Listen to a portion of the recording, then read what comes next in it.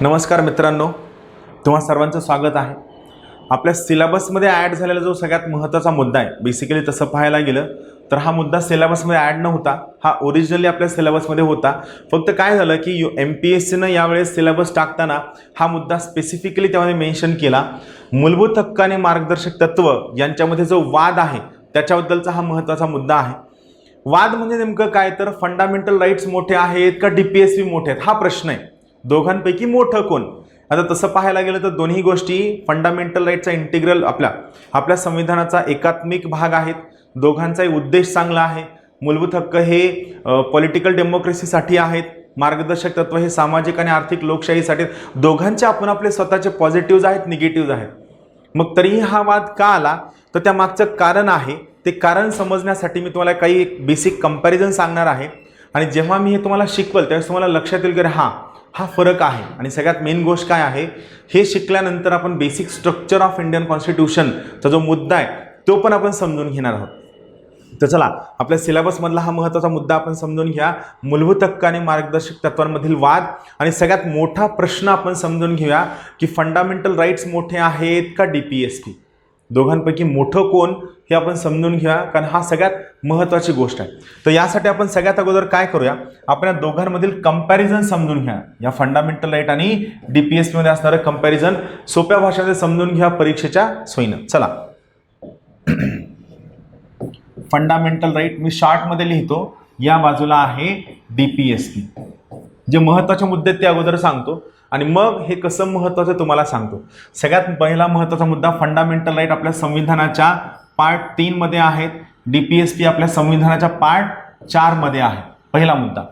दुसरा महत्त्वाचा मुद्दा, फंडामेंटल राईटचा उद्दिष्ट आहे राजकीय लोकशाही प्रस्थापित करणे. बरोबर आहे, याचा उद्दिष्ट आहे राजकीय लोकशाही प्रस्थापित करणे. मार्गदर्शक तत्वांचा उद्दिष्ट आहे सामाजिक आणि आर्थिक लोकशाही प्रस्थापित करणे. सामाजिक आणि आर्थिक लोकशाही प्रस्थापित करणं हे मार्गदर्शक तत्वांचं उद्दिष्ट आहे. तिसरा सगळ्यात महत्त्वाचा फरक लक्षात ठेवा, फंडामेंटल राईट हे इंडिव्हिज्युअलिस्टिक आहेत. इंडिव्हिज्युअलिस्टिक म्हणजे काय, वैयक्तिक वादावर जास्त भर देणारे आहेत. तर मार्गदर्शक तत्व हे कलेक्टिव्हिस्ट आहेत. कलेक्टिव्हिस्ट म्हणजे सामूहिक हितावर जास्त भर देणारे आहेत. मला सांगा, जर समजा तुमच्यासमोर प्रश्न उभा राहिला, एका व्यक्तीचं भलं करायचं का या एखाद्या व्यक्तीचं थोडंफार नुकसान झालं तरी चालतं, सगळ्या सोसायटीचं जास्त भलं करायचं, तुम्ही कशाला जास्त महत्त्व द्याल? ऑब्व्हियसली तुम्ही काय कराल, तुम्ही समूहाच्या हिताला जास्त महत्त्व द्याल. बरोबर आहे. आता याचं एक छोटंसं एक्झाम्पल तुम्हाला सांगतो. पहा, मार्गदर्शक तत्वांमध्ये आपण आर्टिकल 39B शिकलो, आठवतं? 39B. 39B कशाबद्दल आहे? उत्पन्नाच्या साधनांचं समान वितरण व्हावं. Resources of production should be equitably distributed. भारतामध्ये उत्पन्नाचं सर्वात महत्त्वाचं साधन आहे जमीन. तर जमिनीचं समान वाटप व्हावं यासाठी सरकारनं जमीन सुधारणा कायदे करायला सुरू केले. पण जमीन सुधारणा कायदे करायला गेल्यानंतर इकडं फंडामेंटल राईटमध्ये आर्टिकल 31 होतं. 31 नुसार राईट टू प्रॉपर्टी हा फंडामेंटल राईट होता.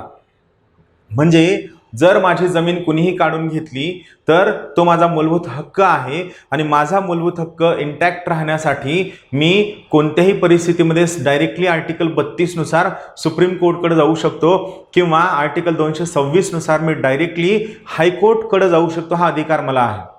मग मला सांगा, या ठिकाणी एखाद्या व्यक्तीकडे असणारे 1000 एकर जमिनीचा फंडामेंटल राईट जास्त महत्त्वाचा का ते जमीन सर्वांना समान वाटप व्हावी हे महत्त्वाचं? ऑब्व्हियसली काय महत्त्वाचं? 39B जास्त महत्त्वाचं. म्हणून मार्गदर्शक तत्व कसे आहेत? सामूहिक आहेत, कलेक्टिव्हिस्ट आहेत. फंडामेंटल राईट हे इंडिव्हिज्युअलिस्टिक आहेत, वैयक्तिक वादाकडे झुकणार आहेत. पण सगळ्यात मोठी अडचण काय माहिती का? सगळ्यात मोठी अडचण, फंडामेंटल राईट हे न्यायप्रविष्ट आहेत. बरोबर आहे. म्हणजे जर तुमचा कोणताही फंडामेंटल राईट भंग झाला, तुम्ही डायरेक्टली सुप्रीम कोर्टाकडे जाऊ शकता. मार्गदर्शक तत्व मात्र न्यायप्रविष्ट नाही.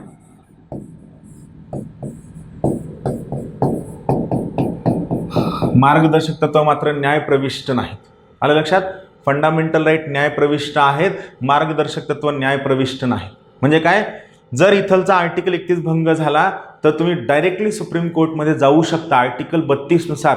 पण जमीन सुधारणा लागू झाली नाही तर तुम्हाला कोर्टाकडे जाण्याचा हक्क नाही. का? कारण आर्टिकल 39B हे न्यायप्रविष्ट नाही.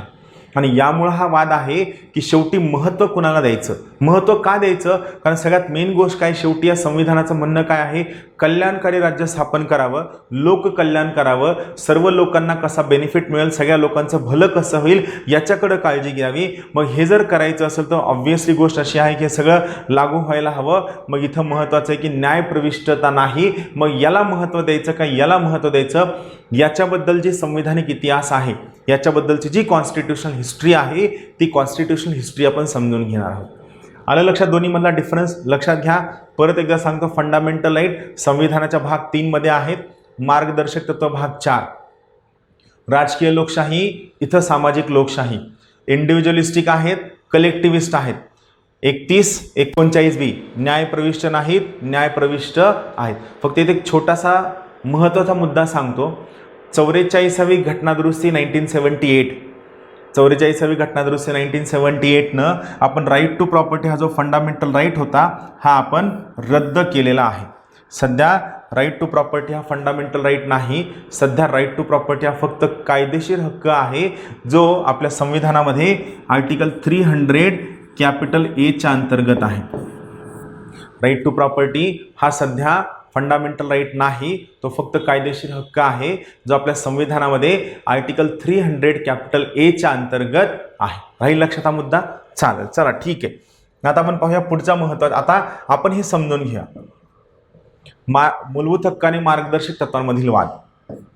तर काय झालं, भारताला स्वतंत्र मिळालं. स्वतंत्र मिळाल्यानंतर आपल्याला कल्याणकारी राज्य स्थापन करायचं होतं. मग हे कल्याणकारी राज्य स्थापन करायचं असेल तर सगळ्यात महत्त्वाचा मुद्दा काय करावा लागेल, आपल्याला गरिबी कमी करावी लागेल, बेरोजगारी कमी करावी लागेल, उत्पन्नाच्या साधनांचं वितरण करावं लागेल, प्रादेशिक असमतोल कमी करावा लागेल आणि लोककल्याणासाठी वेगवेगळ्या योजना आखाव्या लागतील. आणि या सर्व योजनांमधील सगळ्यात पहिली महत्त्वाची योजना होती जमीन सुधारणा कायदे हाती घेणं. जमीन सुधारणा कायदे म्हणजे काय, ज्या लोकांकडं वारेमाप जमिनी आहेत, खूप सगळ्या जमिनी आहेत, ज्या लोकांनी त्यांच्या आयुष्यात कधीही जमिनी बघितलेल्या नाही, ज्यांना वतनं मिळाली होती, ज्यांना जहागिरी मिळाल्या होत्या, असे मोठे मोठे राजे, रजवाडे, नवाब, सगळी लोक, ज्या लोकांकडे खूप सगळ्या जमिनी आहेत, या सगळ्यांकडे असणाऱ्या जास्तीच्या जमिनी गोळा करायच्या आणि या जमिनी गोळा करून त्यांच्यावर लँड सिलिंग टाकायची आणि मग या जमिनी ज्या लोकांकडे जमिनी नाहीत त्यांना वाटायचं. यासाठी सरकारनं काय केलं, जमीन सुधारणा कायदे सुरू केले. पण 1951ला गोष्ट काय होती, 1951ला राईट टू प्रॉपर्टी हे मालमत्तेचा हक्क फंडामेंटल राईट होता आणि ज्यांचा कोणाचा राईट टू प्रॉपर्टी भंग होत असे ही सगळी लोक सरळ सरळ आर्टिकल 32चा वापर करून कोर्टामध्ये जायचे, सुप्रीम कोर्टात जायचे आणि सुप्रीम कोर्ट मग सरकारला सांगायचं तुम्ही ही जी जमीन सुधारणा केली आहे ही मार्गदर्शक तत्वांनुसार केली आहे, आर्टिकल 39B नुसार केली आहे. पण इकडं आर्टिकल 31 म्हणतं की राईट टू प्रॉपर्टी हा फंडामेंटल राईट आहे जो तुम्ही काढून घेऊ शकत नाही. तर आम्ही काय करतो, तुमच्या जमीन सुधारणा कायदे आम्ही रद्द करतो. मग पहा, संविधानामुळं आणि त्यावेळेस असणाऱ्या तरतुदींमुळं काय व्हायचं, आपण सामूहिक हितासाठी ज्या जमीन सुधारणा करायचो त्या सगळ्या जमीन सुधारणा रद्द व्हायच्या. का रद्द व्हायच्या, तर सगळ्यात मेन कारण मार्गदर्शक तत्व ही न्यायप्रविष्ट नव्हती, फंडामेंटल राईट्स मात्र न्यायप्रविष्ट होती. यामुळं या सगळ्या गोष्टी व्हायच्या. तर जेव्हा अशा पद्धतीनं काही लोकांच्या जमिनी गेल्या आणि ही लोक कोर्टात गेली तर त्या कोर्टात गेल्यानंतरची एक महत्त्वाची केस किंवा एक महत्त्वाचा खटला म्हणजे चंपाकाम दोराईराजन केस 1951. चंपाकाम दोराईराजन केस 1951. आता आपण काय करूया, या चंपाकाम दोराईराजन केसमध्ये सुप्रीम कोर्टनं काय जजमेंट दिलंय, काय निकाल दिला आपण समजून घ्या. हे थोडं सोपं आहे आणि मजेशीर आहे, बरोबर आहे. पहा, आता या केसमध्ये सुप्रीम कोर्ट काय म्हणतं, सुप्रीम कोर्ट म्हणतं जेव्हा कधी मूलभूत हक्क व मार्गदर्शक तत्व यांच्यामध्ये भांडण होईल. आता यांच्यात भांडण झालं म्हणजे काय, मार्गदर्शक तत्व म्हणजे काय, जमीन सुधारणा, आणि मूलभूत हक्क म्हणजे काय, राईट टू प्रॉपर्टी. तर जमीन सुधारणा करायला गेलं तर राईट टू प्रॉपर्टी भंग होतोय आणि जर राईट टू प्रॉपर्टी मेंटेन करायला गेलं तर जमीन सुधारणा होऊ शकत नाही. तर जेव्हा कधी मूलभूत हक्क आणि मूलभूत हक्क आणि मार्गदर्शक तत्व यांच्यामध्ये भांडण होईल त्यावेळी कुणाला जास्त महत्त्व असेल, त्यावेळी मूलभूत हक्कांना जास्त महत्त्व असेल.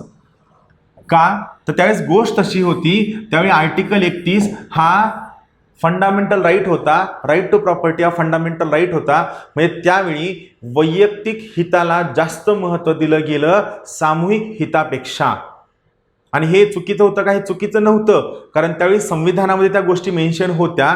त्यामुळं त्यावेळी वैयक्तिक हिताला जास्त महत्त्व देण्यात आलं, राईट टू प्रॉपर्टीला जास्त महत्त्व देण्यात आलं तुमच्या मार्गदर्शक तत्वांपेक्षा. म्हणून काय झालं, मूलभूत हक्क व मार्गदर्शक तत्व यांच्यामध्ये मूलभूत हक्कांना जास्त महत्त्व असेल मार्गदर्शक तत्वांपेक्षा. का? कारण त्यावेळी आर्टिकल 31 जो राईट टू प्रॉपर्टीचा हक्क आहे हा रद्द केला नव्हता, हा जागच्या जागेवर होता आणि राईट टू प्रॉपर्टी हा फंडामेंटल राईट होता. यामधलं सुप्रीम कोर्टचं दुसरं जजमेंट होतं, मार्गदर्शक तत्वांनी मूलभूत हक्कांसारखं वागायला हवं. मार्गदर्शक तत्वांनी कुणाच्या अनुषंगाने वागायला हवं? मूलभूत हक्कांसारखं वागायला. म्हणजे इथं पण काय शेवटी महत्त्वाचं ठरलं, इथं पण फंडामेंटल राईट हे DPSP पेक्षा जास्त महत्त्वाचे ठरले. पहा दोन्ही जजमेंट वरच्या दोन्ही वाक्यांमध्ये कोण महत्त्वाचं ठरलं? फंडामेंटल राईट हे जास्त महत्त्वाचं ठरलं. आता इंटरेस्टिंग आहे, यासोबतच सुप्रीम कोर्टनं तिसरं म्हणजे सेम जजमेंटमधलं तिसरं वाक्य सांगतो मी. यातलं महत्त्वाचं तिसरं जजमेंट काय सांगितलं? मात्र म्हणजे वरच्या दोन वाक्यांना एक एक्सेप्शन आहे, मात्र आपण सगळेच्या सगळे मूलभूत हक्क बदलवू शकतो. म्हणजे आपण काय करू शकतो? फंडामेंटल राईटमध्ये घटनादुरुस्ती करू शकतो. आणि यासाठी काय केलं मग आपल्या संसदेने? काय केलं? पहिली, चौथी, 17वी या 3 घटनादुरुस्त्या केल्या. इथं काय सांगितलं कोण महत्वाचं आहे? फंडामेंटल राईट महत्वाचा आहे. इथं काय सांगितलं कोण महत्वाचं आहे? फंडामेंटल राईट महत्वाचा आहे. आणि मार्गदर्शक तत्वांनी फंडामेंटल राईट सारखंच वागायला हवं हे सुद्धा इथं सांगितलं. इथं पण काय सांगितलं? मार्गदर्शक तत्वांनी फंडामेंटल राईट सारखंच वागायला हवं हे इथं सांगितलं. पण या दोन वाक्यांना त्यांनी काय सांगितलं? हो फंडामेंटल राईट मोठे आहेत, मात्र आपण काय करू शकतो? फंडामेंटल राईटमध्ये बदल करू शकतो, फंडामेंटल राईटला चेंज करू शकतो. मी एक डायग्राम देऊन सांगू का तुम्हाला याचा अर्थ काय होतो? पहा याचा अर्थ काय होतो, जेव्हा फंडामेंटल राईट बरोबर आहे आणि DPSPचं कंपॅरिझन होईल तेव्हा फंडामेंटल राईट हे DPSP पेक्षा मोठे असतील. ही ब्ल्यू रेश म्हणजे DPSP मार्गदर्शक तत्व आणि रेड रेश म्हणजे काय? Fundamental right. तर यांनी काय सांगितलं, जर समजा फंडामेंटल राईट आणि DPSP मध्ये भांडण झालं, वाद झाला, कन्फ्लिक्ट झाला, तर काय लक्षात ठेवायचंय? फंडामेंटल राईटला DPSP पेक्षा जास्त महत्त्व असावं आणि DPSPनी फंडामेंटल राईट सारखं वागावं हे त्यांचं जजमेंट होतं. पण तिसरं म्हणणं काय होतं? मात्र आपण फंडामेंटल राईटमध्ये बदल करू शकतो. म्हणजे आपण काय करू शकतो? फंडामेंटल राईटला चेंज करू शकतो.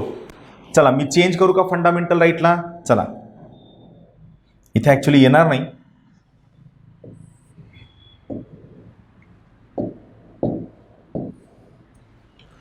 आता कोण मोठं झालं? मगाच्या डायग्राममध्ये कोण मोठं होतं? फंडामेंटल राईट मोठं होतं. मी त्यात काय केलं? दुरुस्ती केली, चेंज केली आणि आता फंडामेंटल राईट कोणापेक्षा छोटे झाले? DPSP पेक्षा छोटे झाले. आपण काय करू शकतो? फंडामेंटल राईटमध्ये बदल करू शकतो. आलं लक्षात? थिअरॉटिकली कोण मोठं आहे? फंडामेंटल राईट हे मोठे आहे कोणापेक्षा? DPSP पेक्षा. पण आपण काय करू शकतो? फंडामेंटल राईटमध्ये बदल करू शकतो. या ठिकाणी फंडामेंटल राईटमध्ये काय केला गेला आहे? बदल केला गेला आहे. या ठिकाणी फंडामेंटल राईट्समध्ये बदल केला गेला आहे. फंडामेंटल राईट्सला छोटं करण्यात आलेलं आहे. फंडामेंटल राईट्सला छोटं करण्यात आलं, हा सगळ्यात महत्त्वाचा मुद्दा.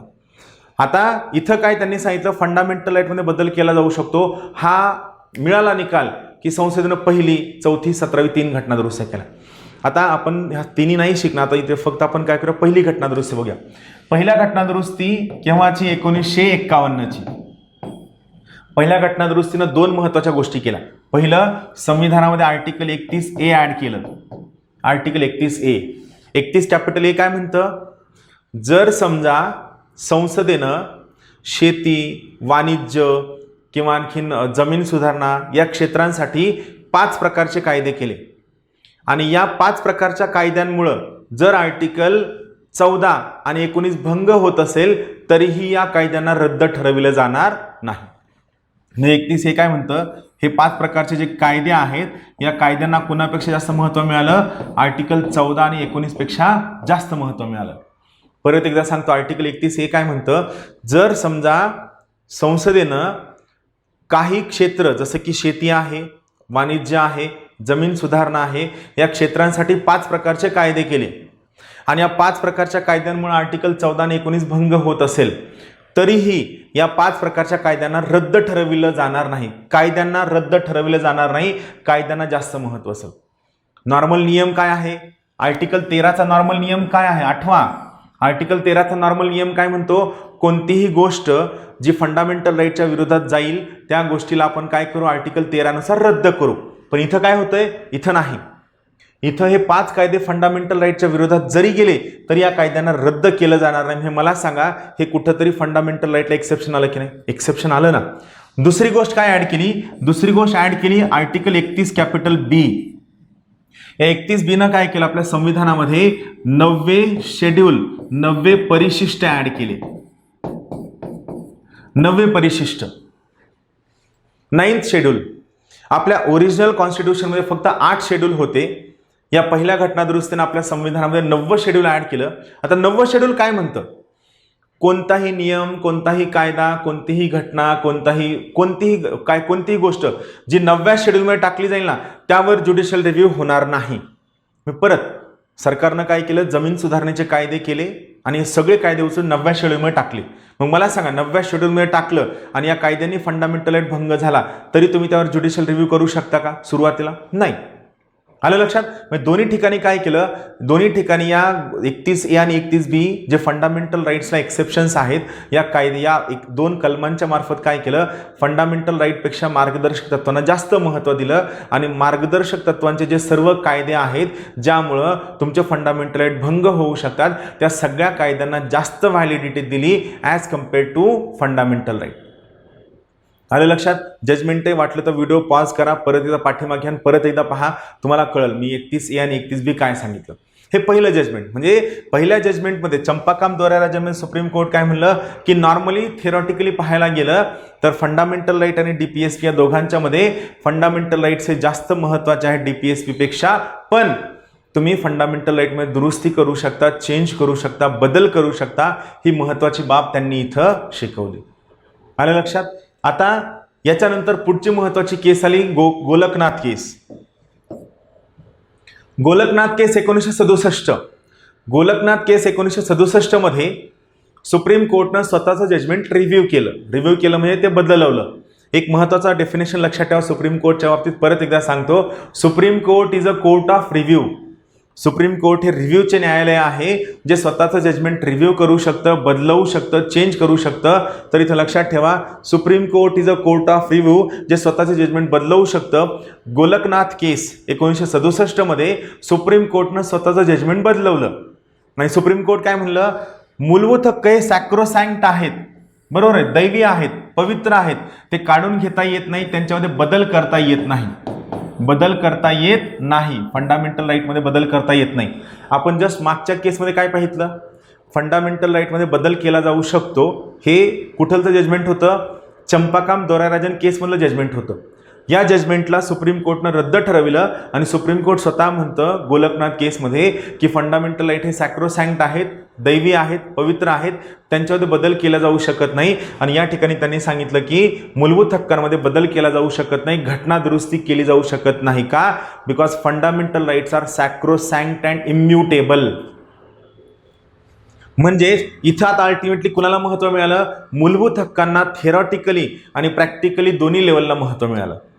मूलभूत हक्कांना थेरॉटिकली आणि प्रॅक्टिकली दोन्ही लेवलला महत्त्व मिळालं या ठिकाणी. आणि यामुळं काय झालं? यामुळं चिडलेल्या इंदिरा गांधींनी 2 महत्त्वाच्या घटनादुरुस्त्या केल्या. एक केली 24वी घटनादुरुस्ती, दुसरी केली 25वी घटनादुरुस्ती. दोन्ही घटनादुरुस्त्या 1971च्या. चिडलेल्या इंदिरा गांधीचं म्हणजे चिडलेल्या संसदेनं 2 महत्त्वाच्या घटनादुरुस्त्या केल्या, 24वी घटनादुरुस्ती आणि 25वी घटनादुरुस्ती. दोन्ही घटनादुरुस्त्या इंटरेस्टिंग आहेत. तुम्हाला लक्षात येईल की हा ज्युडिशरी आणि कायदेमंडळ या दोघांमधला हा जो इंटरप्ले हा किती इंटरेस्टिंग आहे तुम्हाला लक्षात येईल. का? कारण आपल्या संविधानाचं एक अत्यंत महत्त्वाचं वैशिष्ट्य आहे ते म्हणजे आपलं संविधान हे कायदेमंडळ व कार्यकारी मंडळ या दोघांच्या सिंथेसिसवर डिपेंड आहे. आपलं संविधान हे कायदेमंडळ आणि कार्यकारी मंडळ यांच्या सिंथेसिसवर डिपेंड आहे. पार्लमेंटरी सॉव्हरेनिटी म्हणजे संसदीय सार्वभौमत्वता आणि न्यायालयीन सर्वोच्चता याचा हा बेस्ट संगम आहे आपलं संविधान. राहील लक्षात. त्यामुळे इथं महत्त्वाचं काय आहे, इथं लक्षात ठेवायचं की आपण इंदिरा गांधींनी 24वी आणि 25वी घटना दुरुस्ती केली. आता आपण काय करूया, या घटना दुरुस्तीत नेमकं इंदिरा गांधींनी काय केलं हे समजून घ्या, जो थोडा आणखीन महत्त्वाचा भाग आहे. चल ठीक आहे, चला आपण काय करूया, ही 24वी आणि 25वी घटना दुरुस्ती नेमकी काय आहे आपण समजून घ्या. चला बघा, 24व्या घटना दुरुस्ती केली संसदेनं. काय केलं, 2 महत्त्वाच्या कलमांमध्ये बदल करण्यात आले. कोणते 2 महत्त्वाचे बदल होते, एक आर्टिकल 368 मध्ये बदल करण्यात आला, दुसरा आर्टिकल 13 मध्ये बदल करण्यात आला. आता आर्टिकल 368 मध्ये काय बदल केला, आर्टिकल 368 हे बेसिकली घटना दुरुस्ती करण्याचा संसदेचा अधिकार आहे. आर्टिकल 368 नुसार संसद घटना दुरुस्ती करू शकते, हा सगळ्यात महत्त्वाचा मुद्दा आहे. आर्टिकल 368 नुसार संसद घटना दुरुस्ती करू शकते, हा महत्त्वाचा मुद्दा आहे. तर संसदेनं 24वी घटना दुरुस्ती केली आणि काय सांगितलं, आर्टिकल 368 ही घटना दुरुस्ती करण्याची पॉवर आहे, यानुसार संविधानामध्ये बदल केला जाऊ शकतो. पॉवर आहे थोडक्यात काय आहे, आर्टिकल 368 नुसार घटना दुरुस्ती करण्याचा जो अधिकार आहे, याच्यावरती ज्या मर्यादा होत्या या मर्यादा काढण्यात आल्या, घटना दुरुस्ती केली जाईल आणि योग्य पद्धतीनं केली जाईल. सो आर्टिकल 368 मध्ये बदल करण्यात आला आणि सोबत आर्टिकल 13 मध्ये बदल करण्यात आला. आर्टिकल 13 काय डेफिनेशन आहे, आर्टिकल 13 म्हणतं कोणतीही कायदा, कोणताही नियम, कोणताही वटहुकूम, कोणताही GR जो फंडामेंटल राईटच्या विरोधात जाईल, त्या निकालाला, त्या निर्णयाला आर्टिकल 13 नुसार रद्द ठरविलं जाईल. ही नॉर्मल डेफिनेशन आर्टिकल 13ची. इथं 24वी घटना दुरुस्ती काय म्हणते, इथून पुढं आर्टिकल 13 हे घटना दुरुस्तीला लागू असणार नाही. इथून पुढे आर्टिकल 13 हे फक्त सर्वसाधारण कायद्यांना लागू असेल.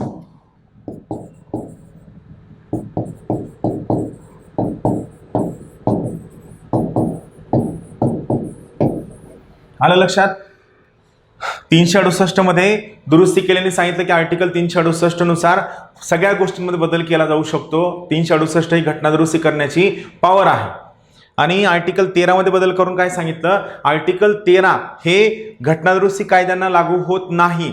आर्टिकल 13 हे फक्त आणि फक्त सर्वसाधारण कायद्यांना लागू होतं. म्हणजे थोडक्यात इथं त्यांनी काय सांगितलं, घटना दुरुस्ती करून फंडामेंटल राईट काढून घेतले जाऊ शकतात. सो अल्टिमेटली इथं कोण पॉवरफुल झालं, इथं फंडामेंटल राईट हे पॉवरफुल झाले DPSP पेक्षा. सॉरी, DPSP पॉवरफुल झाले फंडामेंटल राईट पेक्षा. DPSP का, कारण DPSPच्या अंमलबजावणीसाठी तुम्ही फंडामेंटल राईटमध्ये बदल करू शकता. जे मागच्या केसमध्ये काय होतं, इथं सरळ सरळ होतं की तुम्ही फंडामेंटल राईटमध्ये बदल करू शकत नाही. फंडामेंटल राईट हे मोठे होतं DPSP पेक्षा आणि याच्यात बदल करू शकत नाही. ते इथं सांगितलं की हो, फंडामेंटल राईटमध्ये बदल केला जाऊ शकतो, कोणतीही घटना दुरुस्ती केली जाऊ शकते आणि करण्याचा अधिकार संसदेला आहे. हे 24व्या घटना दुरुस्ती सांगितलं. आता सगळ्यात महत्त्वाचा बदल आला, तो आला 25वी घटना दुरुस्ती 1971. मगाशी आपण काय पाहितलं, 31A आपण पाहितलं, दुसरा आपण 31B पाहितलं. 31A, B आणि C हे 3 कलम फंडामेंटल राईट्सला एक्सेप्शन्स आहेत, हे आपण शिकलेलो आहोत, बरोबर आहे. आता इथं आपण काय पाहूया, 25वी घटना दुरुस्ती 1971. या घटना दुरुस्तीनं संविधानामध्ये एक महत्त्वाचं कलम ऍड केलं. ते महत्त्वाचं कलम आहे आर्टिकल 31C. 31C मध्ये 2 महत्त्वाच्या तरतुदी आहेत. पहिली तरतूद आहे, कोणताही कायदा जो आर्टिकल 39B आणि C, B distributive justice, C redistributive justice. 39B म्हणतं उत्पन्नाच्या साधनांचं समान वाटप असावं. 39C म्हणतं संपत्तीचं केंद्रीकरण होता कामा नये. तर कोणताही कायदा जो आर्टिकल 39B आणि 39Cच्या अंमलबजावणीसाठी केला असेल, या कायदा जर आर्टिकल 14 आणि 19ला भंग करत असेल तर या कायदा अवैध ठरविता येणार नाही. म्हणजे इथं काय झालं, 39B आणि C न 14 आणि 19ला भंग केलं तरीही महत्त्वाचं कोण ठरल, हा कायदा महत्त्वाचा ठरल. 39B आणि C कशाचा भाग आहे, DPSPचा भाग आहे. सो अल्टिमेटली इथं कोण पॉवरफुल झालं, DPSP पॉवरफुल झाले as compared to fundamental right, as compared to fundamental right. आलं लक्षात. म्हणजे थोडक्यात काय झालं, DPSPला खूप जास्त महत्त्व मिळालं आणि या 39B आणि Cच्या अंमलबजावणीसाठी जे काही कायदे केले असतील, या कायद्यांमुळे जर आर्टिकल 14 आणि 19 भंग झालं असलं तर या कायद्यांना रद्द ठरविलं जाणार नाही. हे सर्वच्या सर्व कायदे व्हॅलिड असतील. आता दुसरं 31C मधला दुसरा मुद्दा, समजा एखादा कायदा करताना हा कायदा धोरणाच्या आधारावर बनवलेला आहे. धोरण म्हणजे कोणतं? मार्गदर्शक तत्व. मार्गदर्शक धोरणांच्या आधारावर बनवलेला आहे आणि तो कायदा जर त्या धोरणाला अंमलबजावणी करत नसेल तरी सुद्धा त्या कायद्याला तुम्ही तपासायचं नाही, त्याला न्यायालयात चॅलेंज करायचं नाही, असं यांचं म्हणणं आहे. हे दुसरा तत्व काय म्हणतं? समजा संसदेने एखादा कायदा करताना संसद काय म्हणले? हा आमचा कायदा मार्गदर्शक तत्वांच्या धोरणाला धरून आहे. आणि नंतर असं लक्षात आलं की या कायद्यामध्ये मार्गदर्शक तत्व नाही, त्यांचं धोरण नाही, ते त्यामध्ये अंतर्भूत नाही. तर अशा वेळी जर समजा संसद खोटं बोलली तरीही तुम्ही त्याला कोर्टात चॅलेंज करायचं नाही. अर्थ कळला? म्हणजे संसद म्हणतीये यात मार्गदर्शक तत्व आहेत, नंतर असं लक्षात आलं की यात मार्गदर्शक तत्व नाहीत, तरीही तुम्ही त्याला कोर्टात चॅलेंज करायचं नाही. संसद जर खोटं बोलली तरी तुम्ही त्याला व्हॅलिड कन्सिडर करायचं, हे यांचं म्हणणं आहे. म्हणजे इथं त्यांचं काय म्हणणं आलं? इथे यांचं म्हणणं आलं की या ठिकाणी कशाला जास्त महत्त्व असेल? या ठिकाणी इथे यांचं काय म्हणणं आहे की ज्युडिशियल रिव्ह्यू आम्ही काय करतोय? काढून घेतोय. ज्युडिशियल रिव्ह्यू म्हणजे न्यायालयीन पुनर्विलोकन असणार नाही, असं यांचं म्हणणं आहे. काय असणार नाही? ज्युडिशियल रिव्ह्यू, न्यायालयीन पुनर्विलोकन असणार नाही, असं यांचं म्हणणं आहे. एखादा कायदा धोरणाच्या आधारावर बनवलेला असेल आणि तो कायदा जर त्या धोरणाला अंमलबजावणी करत नसेल तरी सुद्धा त्यासाठी याला कोणत्याही न्यायालयात चॅलेंज करता येणार नाही, कोर्टात विचारलं जाणार नाही. आलं लक्षात? हे 31C आहे. 31C पहिला मुद्दा 39B आणि Cचा, दुसरा धोरणाबद्दल खोटं बोलण्याचा. आता हे 1971ला झालं. 24वी घटनादुरुस्ती आर्टिकल 368 आणि आर्टिकल 13 मध्ये बदल. 25वी घटनादुरुस्ती संविधानामध्ये एक नवीन कलम ॲड करण्यात आलं, 31C. 31A आणि 31B हे पहिल्या घटनादुरुस्तीने ॲड करण्यात आलेले आहेत आणि 31C हे 25व्या घटनादुरुस्तीने ॲड करण्यात आलेलं आहे. आणि सगळ्यात महत्त्वाची गोष्ट 31A, 31B आणि 31C ही तीनही कलम ही फंडामेंटल राईट्सला एक्सेप्शन्स आहेत, अपवाद आहेत, लक्षात ठेवा. परत एकदा वाक्य लक्षात ठेवा. 31A, 31B आणि 31C हे तीनही कलम फंडामेंटल राईट्सला एक्सेप्शन्स आहेत, लक्षात ठेवा. मग इथं केशवानंद भारती केस आले 1973. 24 एप्रिल 1973 केशवानंद भारती केस ही एक महत्त्वाचे लँडमार्क जजमेंट आहे, खूप महत्त्वाची केस आहे. या केशवानंद भारती केसमध्ये संविधानाची मूलभूत चौकट ही संकल्पना देण्यात आलेली आहे. आणि सगळ्यात महत्त्वाची गोष्ट तुम्हाला माहीत आहे, या केशवानंद भारती केस खटल्यातील निकालानुसार ज्युडिशियल रिव्ह्यू, न्यायालयीन पुनर्विलोकन हा आपल्या संविधानाच्या मूलभूत चौकटीचा भाग आहे, हे लक्षात ठेवा. राहील लक्षात? हा आपल्या मूलभूत चौकटीचा भाग आहे. इथं आता पहा, केशवानंद भारती केसमध्ये सुप्रीम कोर्टनं आर्टिकल 31Cचं डिटेल्ड एक्झामिनेशन केलं आणि एक्झामिनेशन केल्यानंतर जो 2 तरतुदी होत्या, 31C मधला पहिली तरतूद आणि दुसरी तरतूद, तर केशवानंद भारती केस मग काय म्हणते की पहिली तरतूद करेक्ट आहे. हो, हे करेक्ट आहे. आर्टिकल 368 ही घटनादुरुस्ती करण्याची पॉवर आहे आणि जर ती घटनादुरुस्ती करण्याची पॉवर असेल तर या आर्टिकल 31C मधल्या पहिल्या तरतुदीनुसार तुमचं फंडामेंटल राईटचं सुद्धा बदलवलं जाऊ शकतो किंवा तुमच्या संविधानातील कोणतीही तरतूद बदलवली जाऊ शकते, काही अडचण नाही. पण दुसरी तरतूद मात्र त्यांनी मान्य नाही केली. का मान्य नाही केली? सुप्रीम कोर्ट म्हणतं तुम्ही खोटं बोला, तुम्ही कायदा करा, कायदा करताना कशाच्या आधारावर करता, हे सगळं खोटं बोला, आम्हाला त्याबद्दल अडचण नाही, तुम्हाला कायदा करण्याचा पूर्ण अधिकार आहे, पण हा कायदा करताना तो कायदा योग्य आहे की अयोग्य हे आम्ही तपासणार. का तपासणार? कारण या संविधानाला एक मूलभूत चौकट आहे आणि न्यायालयीन पुनर्विलोकन, ज्युडिशियल रिव्ह्यू हे संविधानाच्या मूलभूत चौकटीचा भाग आहे, जो काढून घेतला जाऊ शकत नाही. सो त्यांनी काय केलं? क्लॉज ए योग्य म्हणले, क्लॉज बीला त्यांनी अयोग्य म्हणले. मग इंदिरा गांधी आणखीन जास्त चिडल्या आणि एवढ्या जास्त चिडल्या की त्यांनी मग फायनली एक सगळ्यात मोठी घटनादुरुस्ती केली, ज्या घटनादुरुस्तीनं आपल्या संविधानामध्ये फंडामेंटल चेंज करण्याचा प्रयत्न केला, ज्याला आपण मिनी कॉन्स्टिट्यूशन या नावानं ओळखतो. ती घटनादुरुस्ती कोणती आहे? ती घटनादुरुस्ती आहे 42वी घटनादुरुस्ती 1976. 42वी घटनादुरुस्तीला आपण मिनी कॉन्स्टिट्यूशन म्हणतो. या 42व्या घटनादुरुस्तीनं खूप सगळे बदल केले, त्यातील हा महत्त्वाचा बदल आहे. 42व्या घटनादुरुस्तीनं जो आर्टिकल 31C आहे याच्यामधील क्लॉज ए ची व्याप्ती वाढवून तो सगळ्याच्या सगळ्या मार्गदर्शक तत्वांना लागू केला. म्हणजे काय? मगाशी आपण काय पाहितलं? 31C मधला पहिला मुद्दा काय म्हणतो? जर संसदेनं 39B आणि Cच्या अंमलबजावणीसाठी एखादा कायदा केला आणि या कायद्यानं आर्टिकल 14 आणि 19 भंग होत असेल तरीही हा कायदा रद्द ठरविला जाणार नाही. म्हणजे अगोदर हा पहिला क्लॉज कशाला लागू होता? अगोदर फक्त हा 39B आणि 39C ला लागू होता. अगोदर हा कुणाला लागू होता? फक्त 39B आणि 39C ला लागू होता. आता 42व्या घटनादुरुस्तीनं काय केलं? याची व्याप्ती वाढवून आता काय सांगितलं? जर समजा संसदेने एखादा कायदा डीपीएसपी मधील कशाच्याही अंमलबजावणीसाठी केला, डीपीएसपी मार्गदर्शक तत्वांमधील कोणत्याही धोरणाच्या अंमलबजावणीसाठी केला. अगोदर फक्त 39B आणि C होतं.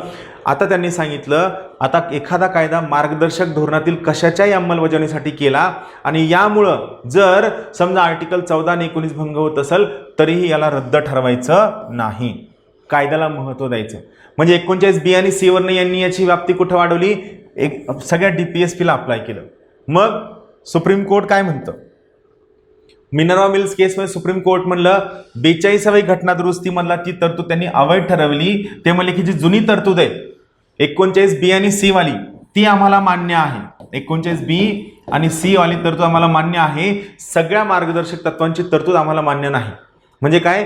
39B आणि C च्या अंमलबजावणीसाठी केलेला कायदा जर 14 आणि 19ला भंग करत असेल तर कायदा योग्य ठरेल, कायद्याला रद्द होणार नाही. पण ही तरतूद मार्गदर्शक तत्वातील इतर बाबींना लागू असणार नाही. आणि क्लास बी त्यांनी इथं पण सांगितलं मिनर्वा मिल्स केसमध्ये की इनव्हॅलिड आहे, असंवैधानिक आहे. आणि न्यायालयीन पुनर्विलोकन म्हणजे काय? ज्युडिशियल रिव्ह्यू हा संविधानाच्या मूलभूत चौकटीचा भाग आहे जो काढून घेता येणार नाही, जे त्यांनी इथं सुद्धा परत काय केलं? रिपीट सांगितलं. आलं लक्षात? ही महत्वाची बाब आहे 42वी घटनादुरुस्ती. आणि क्लिअर, सोपं आहे, इंटरेस्टिंग आहे. फक्त एकदा बघा, मी सगळे जजमेंट परत एकदा सांगतो काय म्हणणं आहे. चंपाकाम दोरायराजन केस 3 महत्वाच्या गोष्टी आहेत. पहिली महत्वाची गोष्ट, जर मूलभूत हक्क आणि मार्गदर्शक तत्व यात भांडण झालं तर पहिलं महत्व कुणाला द्यावं? मूलभूत हक्कांना महत्व द्यावं आणि मूलभूत मार्गदर्शक तत्वांनी मूलभूत हक्कांसारखं वागावं. फक्त काय? मूलभूत हक्कांमध्ये आपण आर्टिकल 368 नुसार घटनादुरुस्ती करू शकतो. हे झाल्यानंतर 3 दुरुस्त्या करण्यात आल्या, पहिली, चौथी, 17वी. पहिल्या घटनादुरुस्तीनं संविधानात 2 महत्त्वाचे आर्टिकल ॲड झाले. 31A, 31B ही दोनही कलम आपल्या फंडामेंटल राईटला एक्सेप्शन आहेत. गोलकनाथ केस 1967 फंडामेंटल राईट सॅक्रोसॅन्क्ट आहेत, पायस आहेत, इम्युटेबल आहेत, त्यामध्ये बदल केला जाऊ शकत नाही. सो इथं फायनली मूलभूत हक्कांना थेरॉटिकली आणि प्रॅक्टिकली महत्त्व मिळालं. यामुळं 24 आणि 25वी घटनादुरुस्ती केली.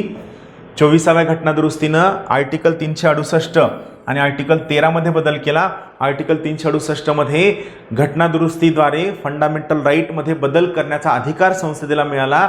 आणि ही जी घटनादुरुस्ती आहे या घटनादुरुस्तीला आर्टिकल 13 ॲप्लिकेबल असणार नाही. आर्टिकल 13 फक्त सर्वसाधारण कायद्यांना ॲप्लिकेबल असेल असं त्यांनी स्पष्ट केलं. मग आली महत्त्वाची 25वी घटनादुरुस्ती 31C मध्ये 39B, C सुरुवातीला होतं. 42व्या घटनादुरुस्तीने याची व्याप्ती पूर्ण मार्गदर्शक तत्वांना केली. आणि दुसरं होतं की संसद खोटं जरी बोलली तरी त्याला चॅलेंज करायचं नसं तरतूद होती. तर या दुसऱ्या तरतुदीला सुप्रीम कोर्टनं रद्द केलं. कोणत्या केसमध्ये? केशवानंद भारती केसमध्ये. पहिली तरतूद करेक्ट आहे म्हणून मान्यता दिली, दुसऱ्याला मात्र त्यांनी काय केलं? रद्द केलं.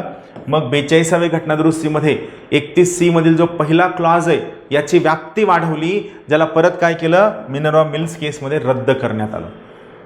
आलं लक्षात? आणि आपण एवढा सगळा अभ्यास केल्यानंतर आयोग कोपऱ्यातला एक प्रश्न विचारतो. ते विचारतं की भाग 4च्या बाहेर असणारी मार्गदर्शक तत्व कोणती? आलं लक्षात? म्हणून कोणताही मुद्दा स्किप करायचा नाही, प्रत्येक मुद्द्यावर फोकस करायचं. इथं पहा, भाग 4च्या बाहेर असणारे मार्गदर्शक तत्व ही 3ही कलम लक्षात ठेवा. सगळ्यात पहिले article 335, claims of scheduled caste and scheduled tribe to services. सेवांमध्ये ज्या नागरी सेवा आहेत त्यांच्यामध्ये शेड्यूल्ड कास्ट आणि शेड्यूल्ड ट्राईबला रिप्रेझेंटेशन असावं, प्रतिनिधित्व असावं. दुसरं आहे instruction in mother tongue, article 350 capital A, linguistic मायनॉरिटीला त्यांच्या मातृभाषेमध्ये इन्स्ट्रक्शन्स मिळावे. आणि development of Hindi language, article 351. हे तुमच्या भाग 4च्या बाहेर असणारे मार्गदर्शक तत्व आहेत. चालेल? तर इथं फायनली आपला मार्गदर्शक तत्वांचा चॅप्टर पूर्ण संपलेला आहे. आता उद्या एक छोटासा चॅप्टर येतो आहे फंडामेंटल ड्युटीज. फंडामेंटल ड्युटीजवर असंच खूप जास्त प्रश्न नसतात, पण जो प्रश्न असतो तो फिक्स असतो. खालीलपैकी कोणती फंडामेंटल ड्युटी आहे आणि कोणती फंडामेंटल ड्युटी नाही असा स्ट्रेट फॉरवर्ड प्रश्न असतो, तो आपण शिकूया. Thank you very much. Have a good day. Thank you.